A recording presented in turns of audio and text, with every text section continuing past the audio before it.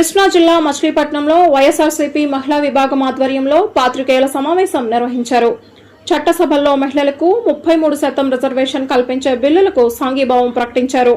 ఈ సందర్భంగా వైఎస్ జగన్మోహన్ రెడ్డి నాయకత్వంలో గత ప్రభుత్వం మహిళలకు 50% పైగా రిజర్వేషన్లు కల్పించి పదవులు ఇచ్చిందని నేతలు పేర్కొన్నారు. మచిలీపట్నం కార్పొరేషన్లో మహిళలకు మేయర్, డిప్యూటీ మేయర్ పదవులు ఇచ్చి ప్రోత్సహించారని తెలిపారు.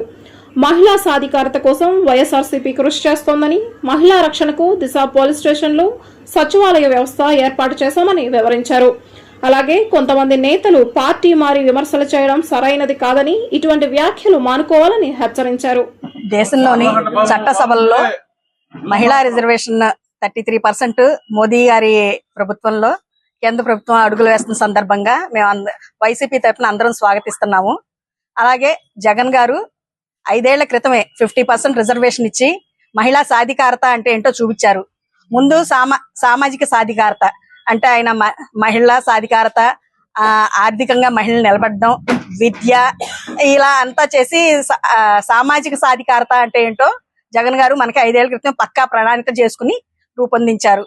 అట్లా కాకుండా జగన్ గారు ఇంకా సార్వత్రిక సామాన్య ఎన్నికలకి 50% లేడీ రిజర్వేషన్ ఇచ్చి అందరినీ డిప్యూటీ మేయర్లకి 50% రిజర్వేషన్ ఇచ్చారు.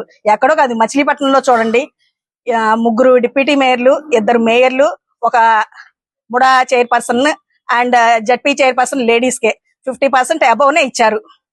అలాగే జగన్ గారు మహిళలు ఆర్థికంగా నిలదొక్కాలని అమ్మఒడి, చేయూత, ఆసరా ఇట్లాంటి ఎన్నో ఇచ్చి మహిళలు ఆర్థికంగా నిలదొక్కుంటే తన ఇంటినే కాదు ప్రతి గ్రామాన్ని ఎంతో వెన్ముగ్గా నిలుస్తుందని చెప్పి, ఆదర్శప్రాయంగా ఉంటుందని చెప్పి ఆర్థికంగా నిలబెట్టి ఆయన వాదనలో బాగా ఇచ్చేశారు. అసలు మహిళా సాధికారత అంటే మహిళలకి గౌరవించడం, మహిళల హక్కుల్ని సమానంగా చూడడం అవి చేయాలి.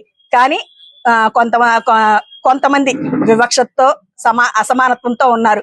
కానీ జగన్ గారు వచ్చిన తర్వాత మహిళా సాధికారత అంటే సమానంగా పనిచేయటం, పంచుకోవటం అండ్ న్యాయపరమైన ఫ్రీడమ్ ఇవ్వడం, స్వేచ్ఛనిచ్చి మహిళా సాధికారత అంటే ఏంటో చూపించారు.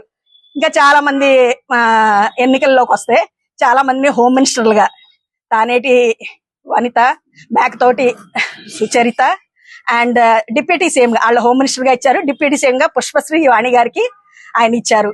అండ్ ఆయన గెలిచిన దగ్గర నుంచి అంటే 2019 మే 30 నుంచి మహిళా సాధికారత గవర్నమెంట్ గా చేద్దామని చూశారు. ఇప్పుడు జగన్ గారిది మనం ఇప్పుడు గోల్డెన్ ఎరా అని అప్పుడు మనం చెప్పుకోవచ్చు, క్రీస్తు పూర్వం అని, బిఫోర్ క్రైస్ట్ బీసీ అని చెప్పుకుంటాం. అలాగే జగన్ గారికి ముందు, జగన్ గారి తర్వాత అని చెప్పుకోవాల్సి వస్తుంది. ఎందుకంటే ఆయన నడిచిన యుగం ఒక స్వర్ణ యుగంగా మేమైతే పరిగణలోకి తీసుకుంటున్నాము. ఇక జగన్ గారు చెప్పాలంటే చాలా ఉన్నాయి. ఆయన మహిళల్ని ఎలా నిలబెట్టి సమాజంలో చూపించారు అనేది, ఆయన మహిళ పక్షపాతి అని క్లియర్ గా ప్రతి ఒక్కళ్ళు చెప్తున్నారు. మేమే కాదు, మన ఆంధ్రప్రదేశ్ లో ఏ మహిళ ఉన్నా ఆయన ఒక అన్నగా, పిల్లలు ఒక మావయ్యగా కొలుచుకుంటారు. అలా జగన్ గారు మనసులో అందరి స్థానాల్లో నిలబడ్డారు.